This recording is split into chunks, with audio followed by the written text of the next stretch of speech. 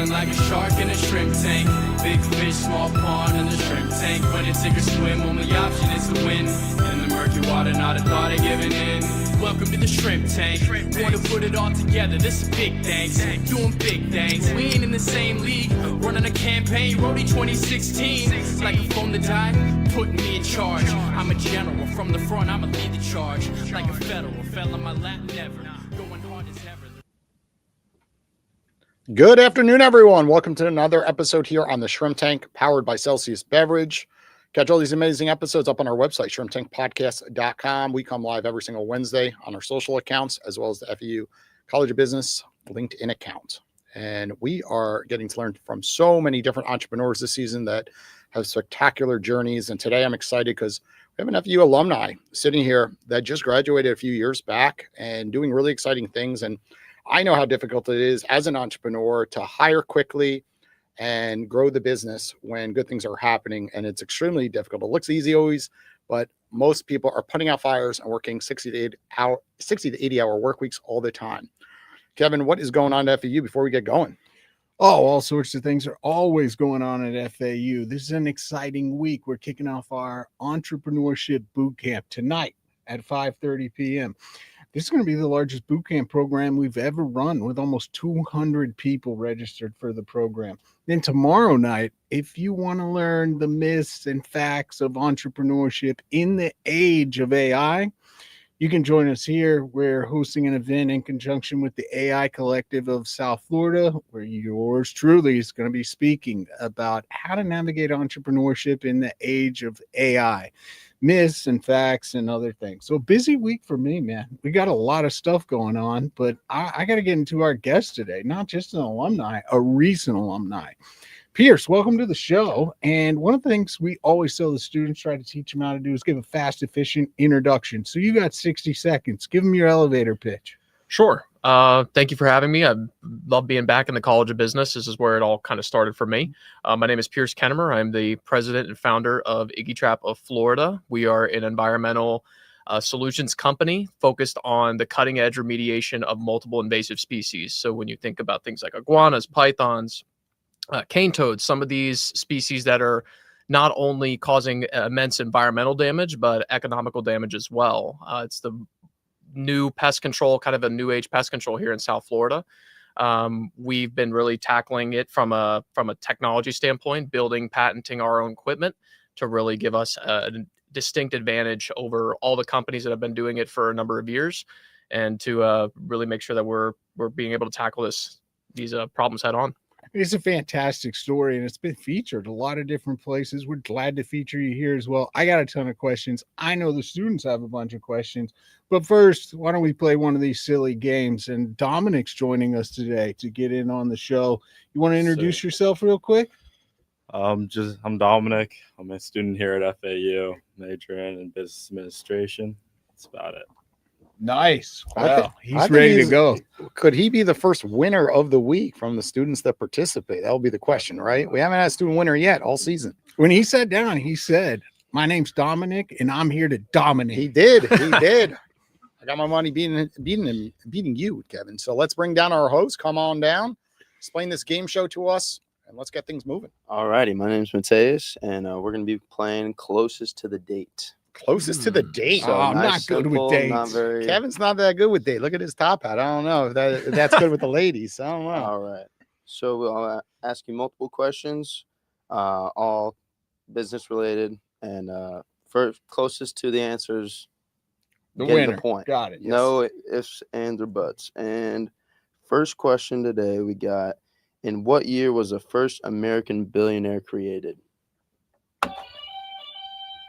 1977. Okay. Next one.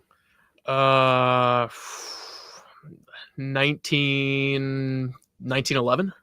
Okay. Kevin. I'm gonna say it was kind of in the robber baron, like railroad eras. I'm gonna go older. I'm gonna go like 1870. And Dominic. 1940. All right. We're all over the map. And first winner is going to be our guest here. Pierce. Okay. Pierce. 1916, John D. Rockefeller. Oh, Oh, Industrial all right. Revolution. oh, Oh, yeah. okay. All right, next question. In what year was the first American female billionaire created? Oh, it'd be 2012. Okay. 1991. All right. 2005. All right. Dominic? 2001. All right. We got a little bit of a tie here Oh, between Kevin and Dominic. oh, Do you Okay. want to rock, paper, scissors, shoot? What do you want to do? I like this. Well, Uh, they what'd get half. you- They get what'd you half a guess? point each. They get half. 2001. So it's who was it? I'll give you that. There we go. That would be our tiebreaker. He got me. Come on, you got this. Was it Oprah? Oprah Winfrey. Oh, Oh, Kevin, nice. with Yeah. the steal. Kevin, All Look right. out. Steal. I like that. All right. And all right. In what year was the first ever Walmart created in Rogers, Arkansas? 1972. All right. On to the next. Go a little earlier. I'll say 67. Oh, Okay. you're competing. It's like I'll the say Price is Right, like $1. 76. I think he's in the right wheelhouse. 76. Dominic. Let's go 70. 70. What was your answer again? 72. 72. 67. You're our winner. Wow. Oh, I feel like this is the Price is Right. Like Like someone's doing like one over. 1962 They is the hugged answer for me. that one. All right. All right. Next question. When was the first major United States bank crash? Ooh. Oh, 1927. The 1890. Okay. Okay, well here, can I rephrase? Are we Yeah. are we talking panic? It was like a bank run classified as a bank crash. Good follow up. I'll give you a little hint here. It says here when the bank suddenly stopped giving out loans and asked for money back. Ooh. Okay, so I'm calling notes. Okay. I'll stick with my answer. All right, 1870 was it? I said 1890. I like 1890. that. Okay. I'm going to say 1880. All right. 1900. All right. Closest, I believe, was you. It was 1819. Ooh. We were So- all Cool. way Kevin, off. that's Yeah. Kevin. Kevin went earlier. It says here banks were giving out too many loans, especially for people buying land. And they asked for it all back. So 1819 was that. And it never happened again with people buying property. Or did it? All right. All right. the so great we're state of tied. Florida. We both got two. Oh, Uh-huh. In what year was the first publicly traded company, the Dutch East India Company, established? Oh, I'm going to give you a hint. Go way back. yeah. 1680. Okay. 1680. 1750. All right. yeah. I'm thinking even earlier than that. I'm thinking like late 1400s. Okay. Dominic, 1560. 1560. And Kevin, what was your answer? 1650. I think. I think you were the closest. 1602. Ooh, All right. There we go. Takes the lead. He does. Exciting. I'm far behind him. That's 0. All right. Next question. 2 more to go. When was the New York Stock Exchange officially founded? 1875. All right. I feel like we should know the answer. to We this. should. I'm I feel like a this is- financial advisor. Yeah, know I think this should be like I've got a finance degree and I feel like I should know this, but I don't. I'm gonna say early 1900s, like 1905. Okay. Kevin. Yeah, I guess it's in that wheelhouse. I'd say 1910. All right. Dominic. Go 1900. Think you got it.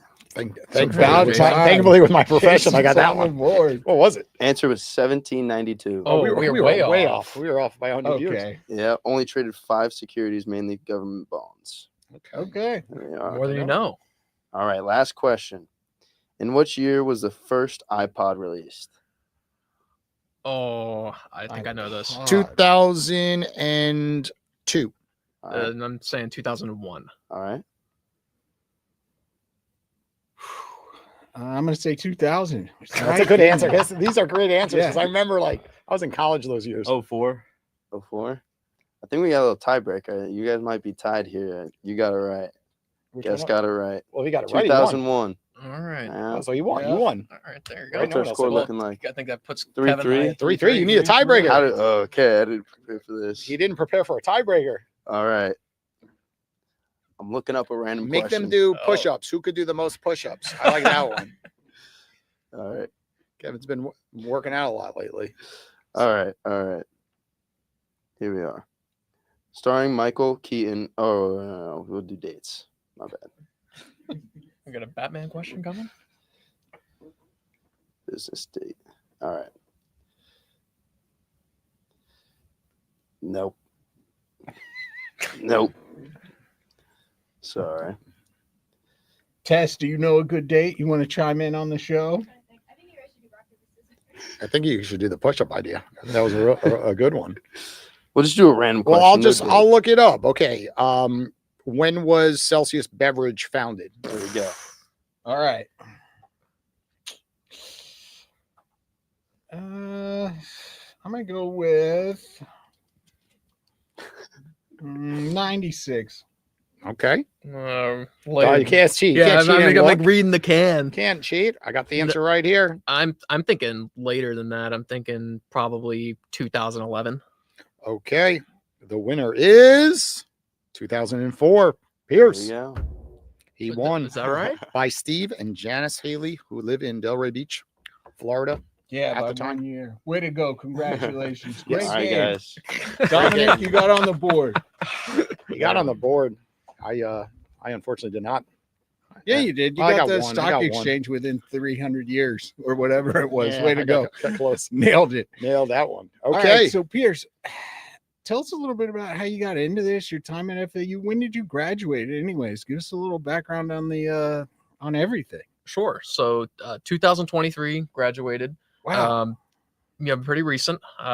Served as student body president during that time. Sat on the board of trustees, which was a fantastic experience. Got me all the necessary sort of experience, I think, of dealing with high level professionals that are wise beyond their years and definitely beyond mine, and being able to kind of pick their brains and everything. So when I was coming out of that role and speaking with a lot of people, I started IggyTrap and doing a lot of the R&D myself. Kind of bootstrapping it when I was in undergrad. So when I was coming out of school, I was like, okay, this is what I'm going to go do. I'm going to go take the shot and, go see what we can make of this. So telling a lot of people what I was doing coming out of school, they're like, what? You're going to go catch iguanas? Like, what do you do? Yeah, you're going to college. You get a lot of feedback from family and friends. Like, what are you doing? Like, go become a financial advisor. Go become a doctor. Yeah, dentist, go big whatever. four. Go, go kind of do that conventional, finance degree sort of route.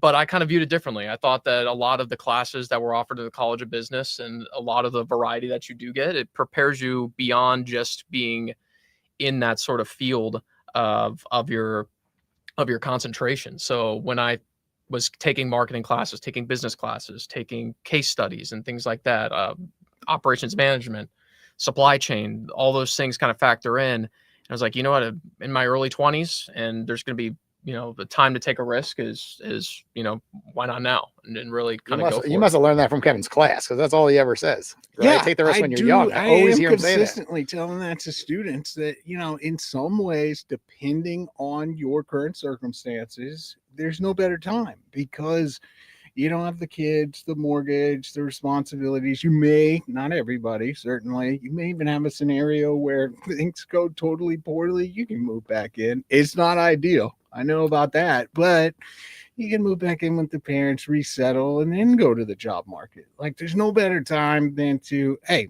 why don't I give this a shot? Try to do something unique, try to create some value. And that's exactly what you did. So we don't have any classes, though, if you're looking for, reptile studies or anything like that. So tell us about the trap. How did you invent this thing? What was unique about it? How did you get into that side of the business? What was the start of this? That's what I want to understand, too. Were you a little kid and you kept seeing iguanas? Well, honestly, that's not too far off. So my grandparents lived on North Ocean down in Fort Lauderdale. So growing up, I would come see my grandparents here and you'd see the green iguanas, and it'd be kind of cool, and you take a photograph, and it was kind of exotic. But in the past couple years, it's grown from kind of novelty exotic into this major issue.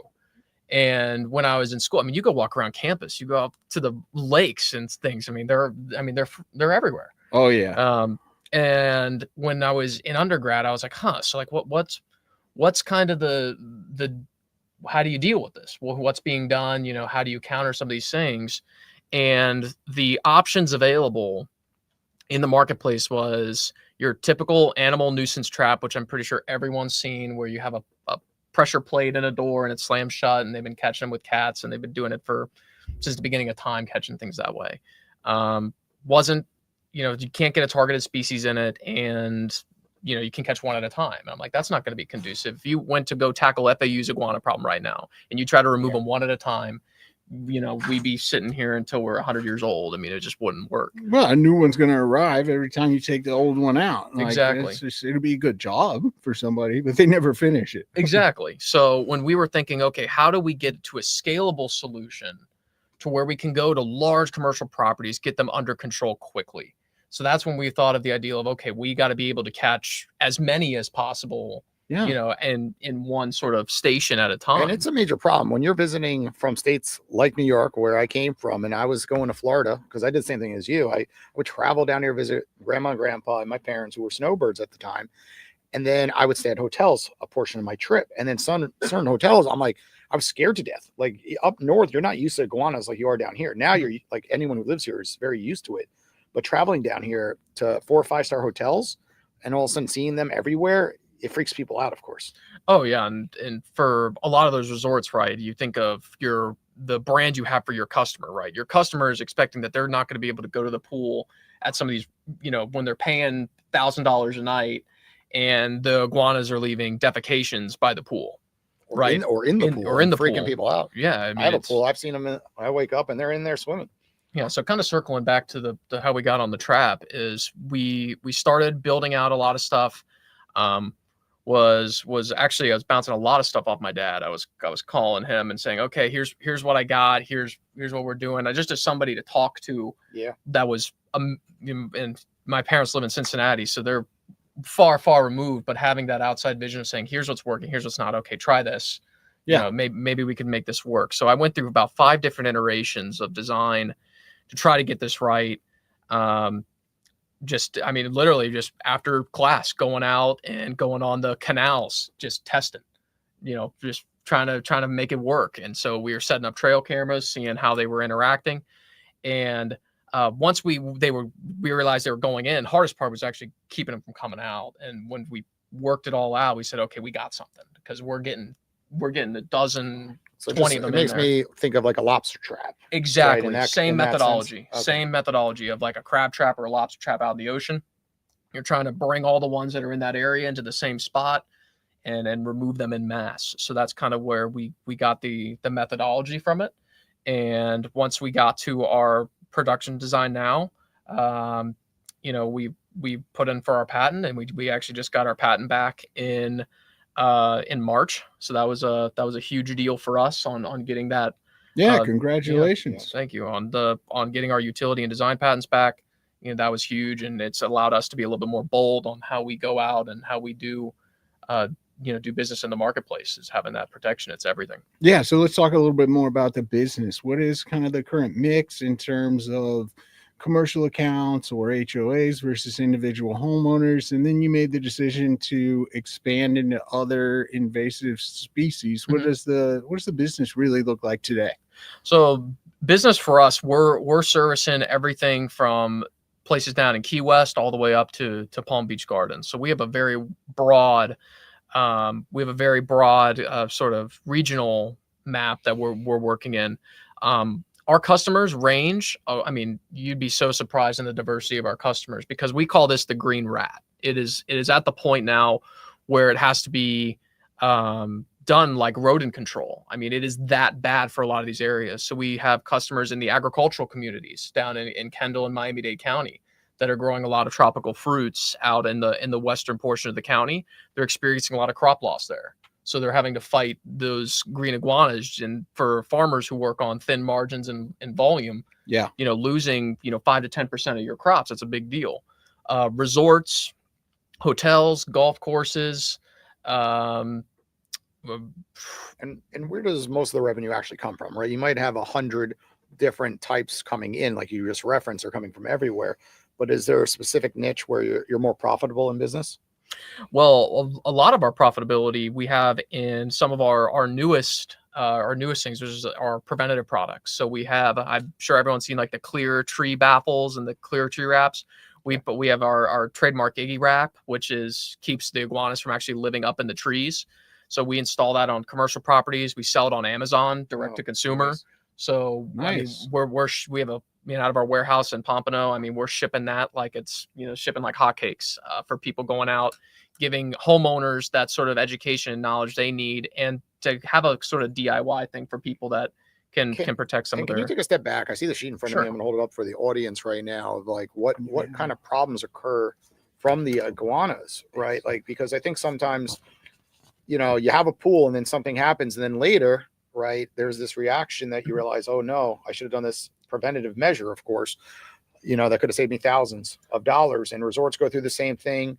And I see the costs right here that are listed. And I think sometimes, people, again, react afterwards. Mm-hmm. And I think educating everybody is quite important. Absolutely. Well, and to take like from a 10,000 foot view, iguanas are an invasive species in Florida. They were brought here as pets in the 1960s.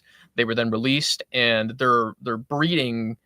They're going to be anywhere from 25 to 75 eggs per iguana. 90% of those eggs are going to make it to maturity. So when you can see how an animal that has no natural predators in an environment becomes a pest very, very quickly.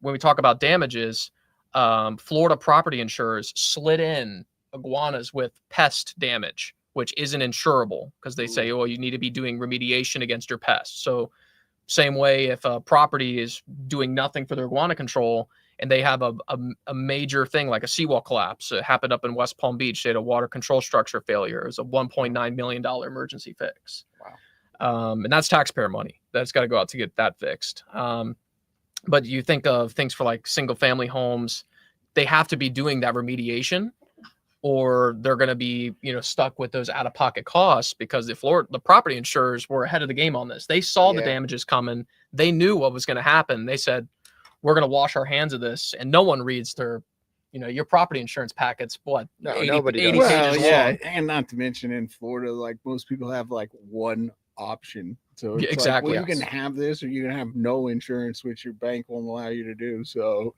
like, yeah, there's no real point in reading it because if you don't like it, you're going to sign it anyways. Yeah, you got to have it.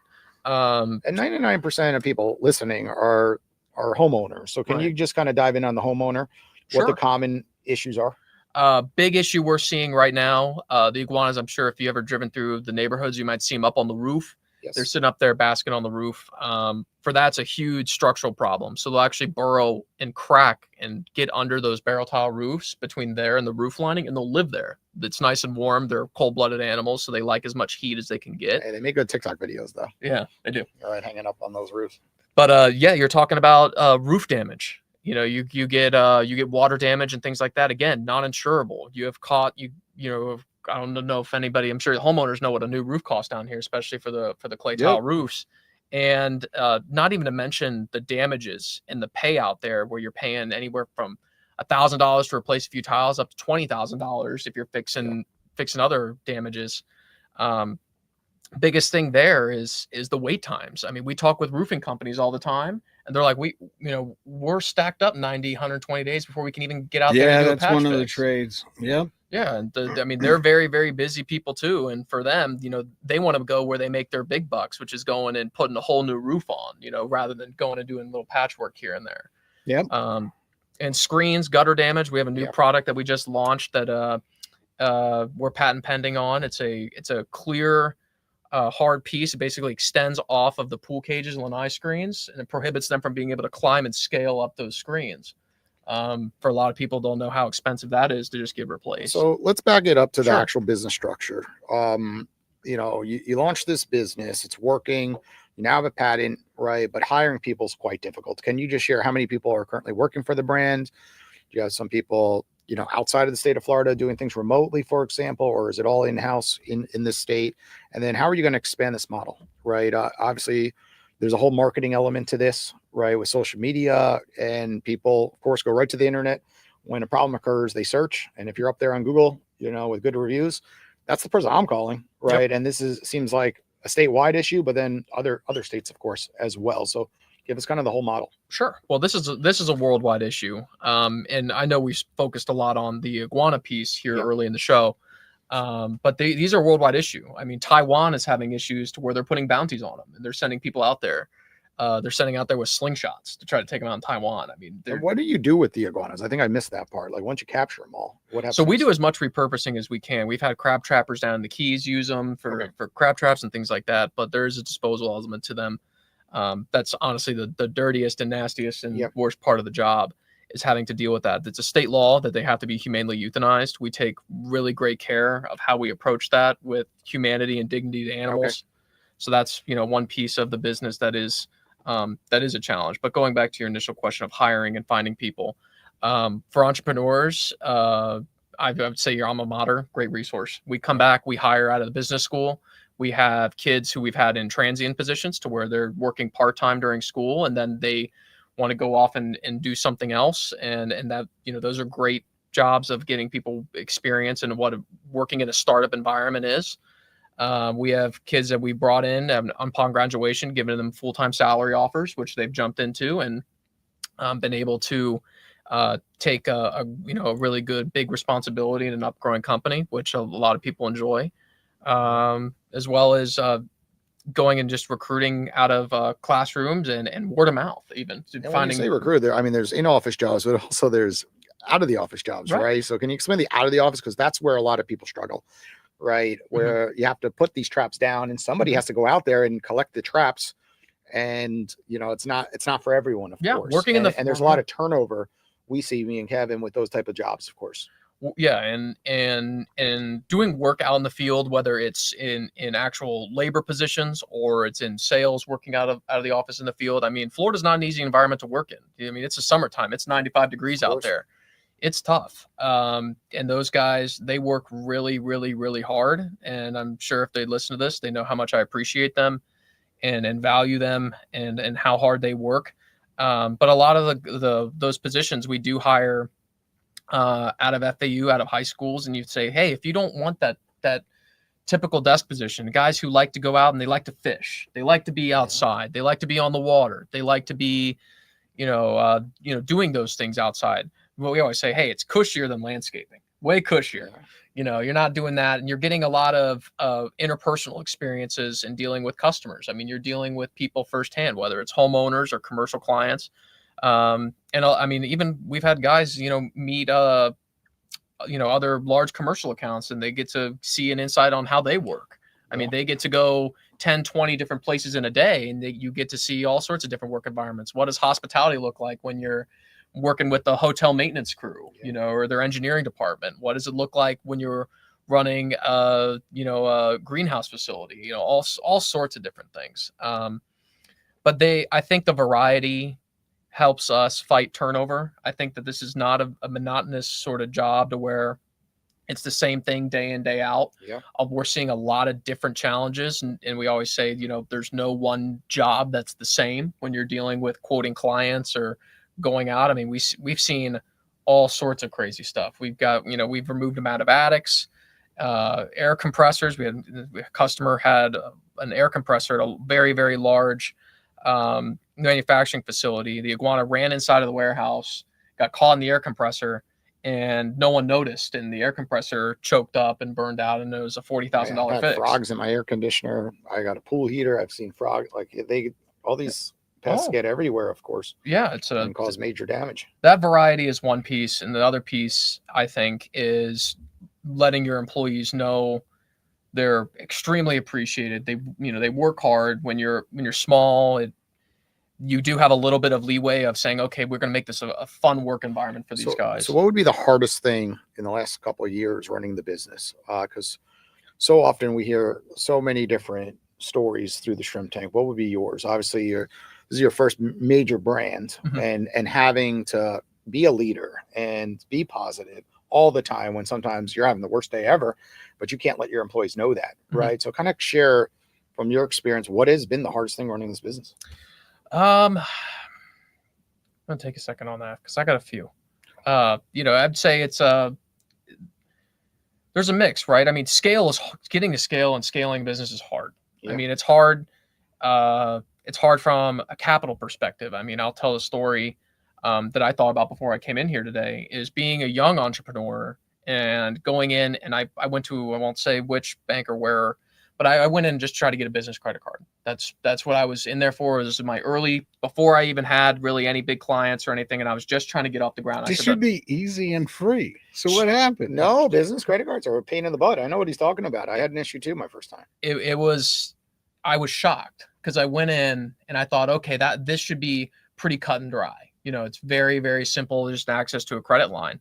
And I mean, they were raking me over the coals. You got to almost give your fingerprints for it. I understand what you're saying. Running a business and going down, like, they have know your client rules, and it's a lot more difficult than people realize. Access to capital in that first year when you're trying to bootstrap without going to an angel investor and doing that sort of route. If you're trying to do the conventional route, I mean, a lot of the banks won't lend to you for a conventional business loan for up to 24 months, and so you got to figure out, they say, okay, we want to see at least 1 year returns. That's a big misconception. That's one of the things that, I'll probably be talking about tomorrow night among the myths, is like, people think, well, bank has money. That's where I go get money. It's like, if you form the LLC today, you're 2 years out and you are barely bankable. Even if you've got some funds, some revenue, some customers, you're barely bankable, and bankable is not the same as loanable. Exactly. So, I mean, I went there and I was committed.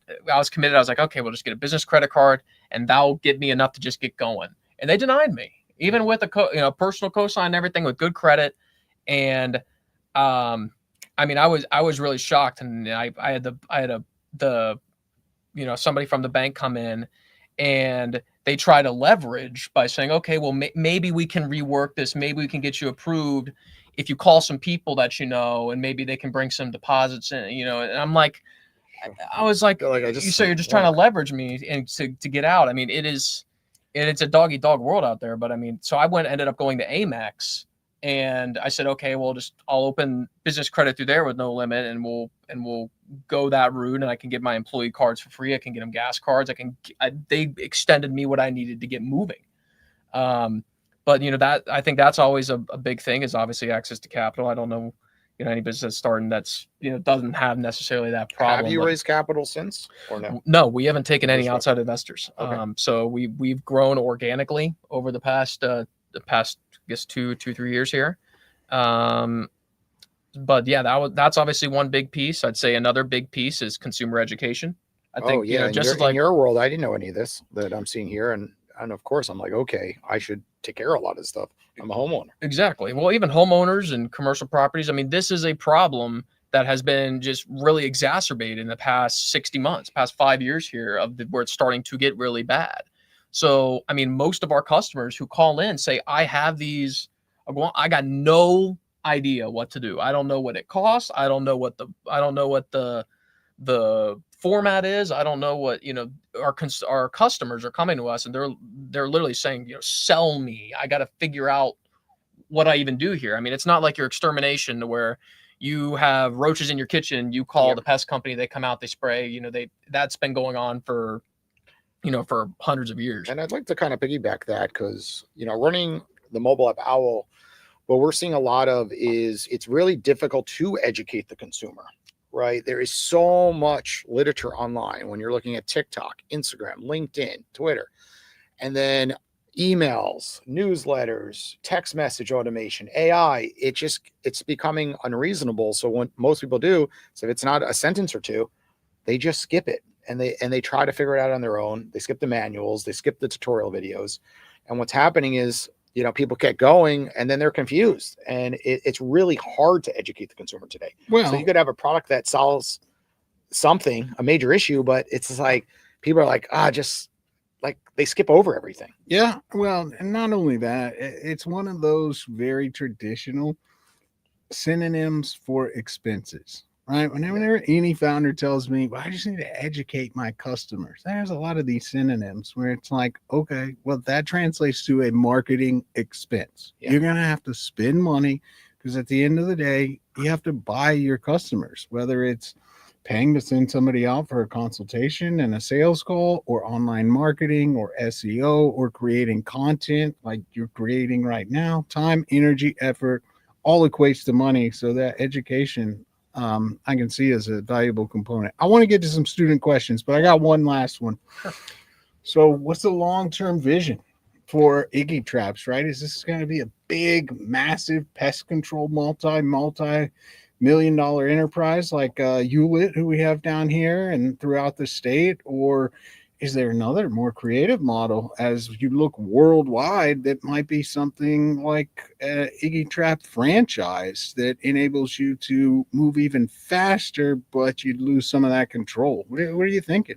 This will be the one of, if not one of the largest pest control sectors in this state moving forward. That's been identified. It's happening. You're dealing with a pest that's reproduction numbers are greater than rats, and they live 15 times as long, and their damages are exponentially more than rodents. I mean, there's not a ton of data on this because it's happening right now. We're in the thick of it. I mean, it is happening. It's a fluid issue that's only going to get worse. And as that happens, like when you talked about educating consumers, even from 2 years ago when we started, our customers are calling us now, and they know what the problems are. They know what's happening. So like that problem is solving itself as the problem just gets worse. Also, they're large animals. I mean, the problem's in front of your eyes. You can see it. It's not like, I was going to say, I mean, rats are nocturnal, so sure, you don't see as many, but who's seen, 6 or a dozen rats in the last week? Or termites, who's seen that many iguanas? Everybody. Yeah, exactly. So, I mean, that piece is big, but we're rapidly expanding beyond just our traps got us kind of the initial fame of being able to deal with this particular issue. We've expanded out into, again, like our preventative products. We're about to launch a whole line of new stuff. I mean, I got more stuff in the queue here on what we're trying to bring out. I mean, I'm just trying to bring it all to market as fast as I can. Even other species. I mean, we have a python trap, which is patent pending, that UF picked up. They're invasive species in agricultural. They picked up that for testing. It's being tested as we speak. I mean, that's an ecological issue that's been. And I understand Kevin those wants are to quite get out, hard to catch. And Kevin, look at his hat. He's a Crocodile Dundee over here. He likes to get out of the office once a week. I think he's your Python guy. Right? He likes that type of stuff. I'm that guy. He's Let's the take trapper. some questions. Let's get some students up here, ask some questions. This segment is sponsored by Owl, where you get to ask an entrepreneur question. Go for it. Hi, my name's Sebastian Marcus. I was just wondering and curious, what is your opinion on people who bring out rifles to kill the iguanas using 22 long rifle? I sell guns myself at a firearms store, and I was just wondering because I get a lot of questions, a lot of people coming up to me and they're like, do you think 223 is good enough? And I'm like, that's an AR round, shouldn't work, but I recommend 22 long rifle. What do you say about people who go out and hunt these guys? Couple big things. That's been the model when we talk about what was being done before we took this methodology, and one of them is going out with the air guns and shooting them all. Not scale. If you went out there on FAU's campus and you're out there or not bad example, but you're going to a resort or something. You got good pause. Yeah, good pause. Yeah. Thanks. I'm just trying to think of where you could visualize Your this, house. right? Your house. Yeah, you're going to your house or something. You don't have 24 hours a day to sit around and wait for that iguana to come down from the tree or show up or wherever it's going. You have to have something that's going to be 24/7 remediation. That's what our traps do. They're multi-capture, so as many as can go in will keep following each other in. It's based on the ecology of the animal and their social nature that they're all going to congregate together. So we use that to our advantage. To get to your question, I don't believe that's a scalable problem. I think it's something that's being done today in terms of how they do control of it. I can tell you one thing as a business owner, it's a massive, massive fear of mine that you send somebody out to manage an HOA complex using that methodology. And I mean, for all intents and purposes, the air guns that are on the market these days, I mean, they look like, an AR style rifle. And, you have somebody who might be walking down the lake and you have something serious, or somebody tries to, claim a stand your ground law. I mean, it's something that I think that the days on it and are numbered on that methodology of being able to be done in such sort of a unregulated sort of sense. I mean, a lot of people can get into it with a pickup truck, some small general liability insurance, and buy an air gun and develop an LLC, and off they go. That's not really our competitor. That's not who we want to deal with. And a lot of our customers are places where that is not ever acceptable. So, I mean, we manage a lot of K through 12 schools. We manage a lot of city parks. We manage a lot of resorts. Even the resorts you reference. Resorts, you don't want people walking around. They don't want the optics. That makes people nervous. That makes people call the cops. Is FAU a client, by the way?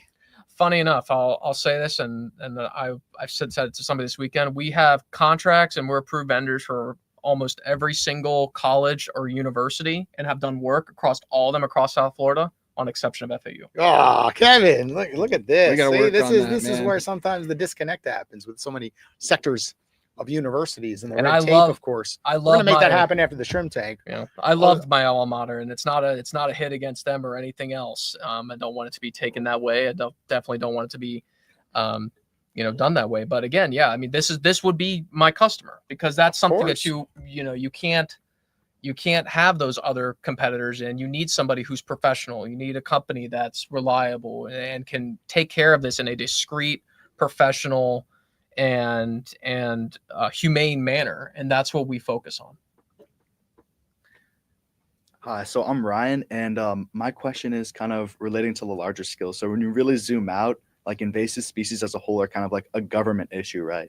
Like citizens would probably say that this is like a government problem, right? And they personally wouldn't like feel a need to like do something about it. But my question for you was, are you involving yourself with the government right now, or do you have like plans to in the future? It's a good question given the scale of the problem. Yeah, it's a great question. And the answer is we hear from customers that say that exact line verbatim of saying, oh, well, why is this my problem to deal with? Why isn't so-and-so paying, whether it's the state of Florida, why isn't my city, why isn't my county taxes? And you're like, well, figure this out. Well, yeah, that's what a lot of people say, that they should be paying for it. But the problem is that this genie is so far out of the bottle, is the state of Florida, the Florida Wildlife Commission, even the local cities, they know what it will cost to get it back. And that number is so astronomical that they don't want to touch it with a 10-foot pole. And what happens when you have that issue is they're going to keep kicking that can as far down. They're going to say, well, the state, it's only in the bottom half of the state. So that's their problem. And then they push it to the municipalities. The municipalities say, well, it's not our job to manage what happens at your house. So we're going to make that your problem. And so as you follow that train down the line, especially for iguanas, where it's such an urban issue. I mean, they're in the most urban areas. I mean, we had one in a 5-story building in downtown Miami that had scaled up and got caught between a glass panel. I mean, they're absolutely everywhere. And you talk about things like the pythons, to where I think that might be a little bit more applicable when you're saying government. The USGA has done work with this, the U.S. Geological Survey, USGS, FWC. I mean, when we thought about it and said, okay, all these places that have been trying to do things have been fighting a losing battle for 30 years. Because the only way you go out there is you hunt them with flashlights in a swamp. How effective can you ever be? So we thought, okay, let's take our same idea of using for the iguanas, and we'll just transfer that to the pythons. Instead of having us go to the snakes, let's have the snakes come to us. So we've developed a whole program for that. We took it down to a group of researchers that had the clearances and everything for the government to go out there and do the proper testing and pipelines that you need to do. And their ears perked up. I mean, they looked at it and were like, huh, like, we'll give it a shot. I didn't get the old, what I did get early on when I first got this going is you get the, attaboy, you keep going. congratulations on your great technology. Looks awesome, and can't wait to see where you go. Yeah. And that was kind of the answer I got when I initially approached a lot of these big government agencies, is they didn't care to engage. We're always knocking on the door of those agencies. I mean, we have, Miami-Dade County does a lot of work with us. We just started a mass removal program, just started commencing this week for the island of Key Biscayne down in Miami. So we're doing a mass eradication on that whole island, which is kind of a fun one considering it's an island. So it's a little bit more, we'll be able to see those effects faster than maybe in a land area. So, I mean, there are local governments, there are some that are taking steps to protect their city properties, and even some extending to their private citizens when they can. But yeah, I think it's a big challenge is trying to get those people to engage and, try to put that responsibility on them. It's tough. Great answer. Thank you. Okay, our final question of the show.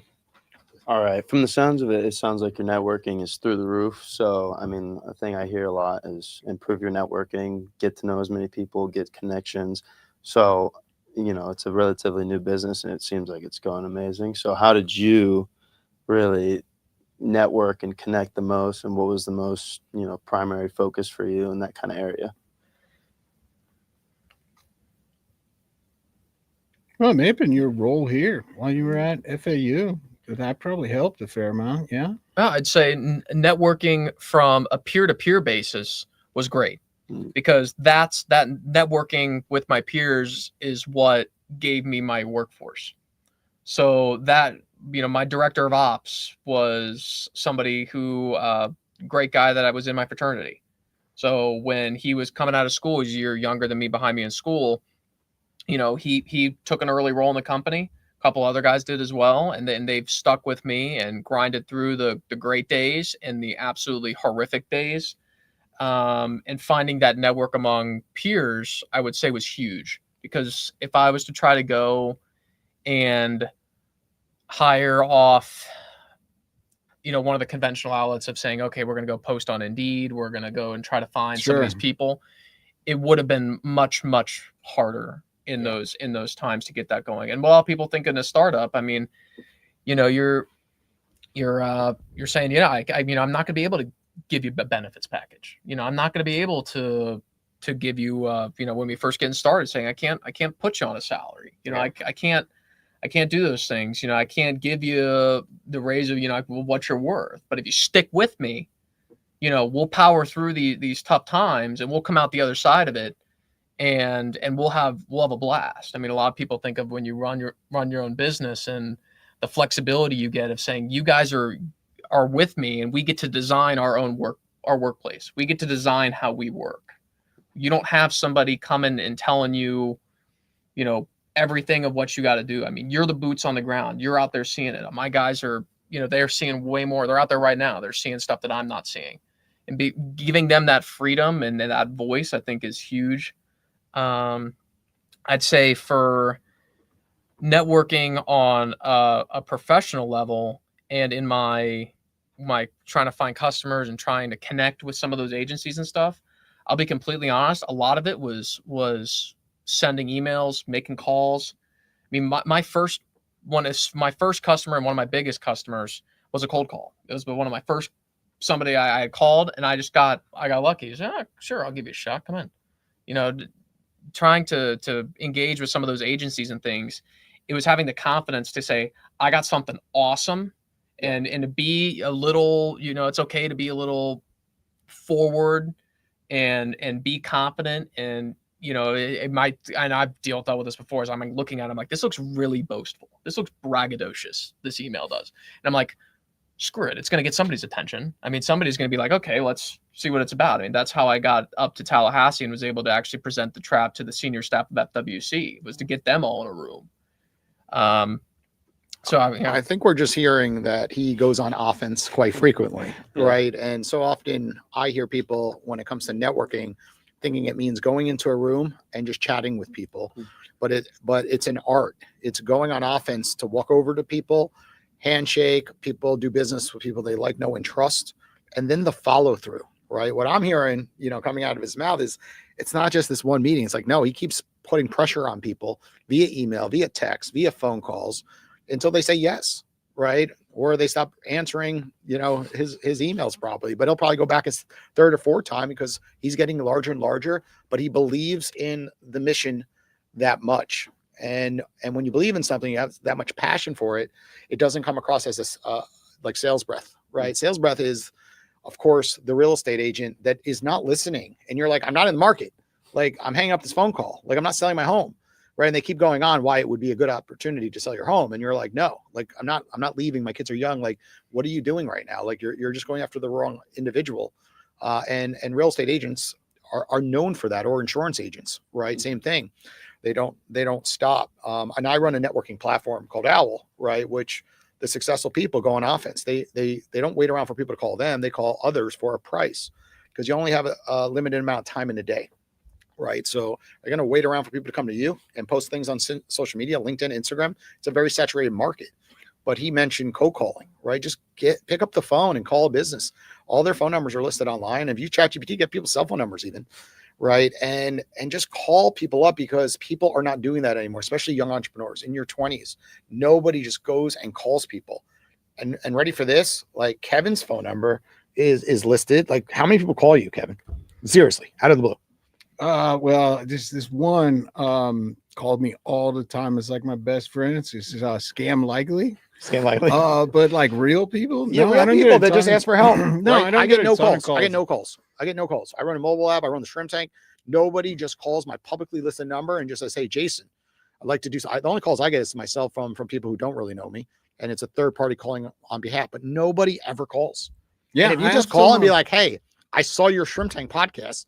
Would love to come on your show." Like, no one does that. They all just reach out to the DM cold turkey and pitch them. They don't even listen to an episode. Yeah, I have a bunch of founders and students in my classes that we're working through just calling customers and having real conversations, and it's been highly effective. Well, let's wrap up this show, man. The class is over.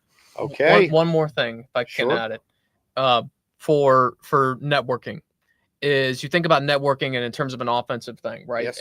And I think one piece that is missed is, especially when you're dealing in a startup and you're dealing with the ebbs and flows, and you're going to have those peaks and valleys, is the network you surround yourself with for personal support.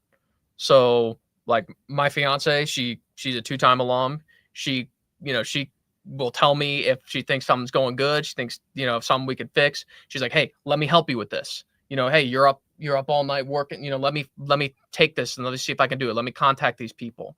Having that support, having family support, having your friends involved and keeping them, in the loop. I mean, it's hard having, relationships when you're working, 100-hour weeks, but having that personal network around you is huge, because those are going to be what's going to get you through those valleys and push you back up to those peaks, and they'll keep it real with you. And real relationships, not the phony crap that you see on social media. I can't tell you how many people I partnered with on Instagram that have 1 million followers that go to an event and nobody shows up for them.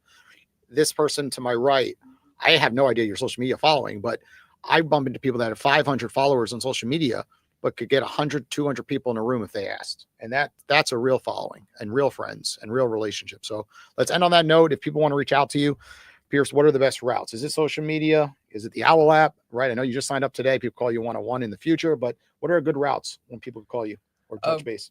Call me, email me, reach out to me on Instagram, DM the IggyTrap Instagram, or meet us on Facebook. And I mean, you're going to get a live person every single time. You're not getting an AI. At least, we're responding, and our customers appreciate that. And if you want to reach me directly, just say, "Hey, I want to reach Pierce on this," and I'll take time out of anybody from my alma mater that wants to learn or wants support or wants to just ask a question. Or if you're looking for a job, if you're looking for career opportunities, we're hiring sales roles right now. So if you don't want to go out and try to be stumping for solar or stumping for selling insurance or whatever else, those entry-level sales positions you might have at your disposal now, if you're looking for something unique, you're looking for some high commission sales here, reach out to me.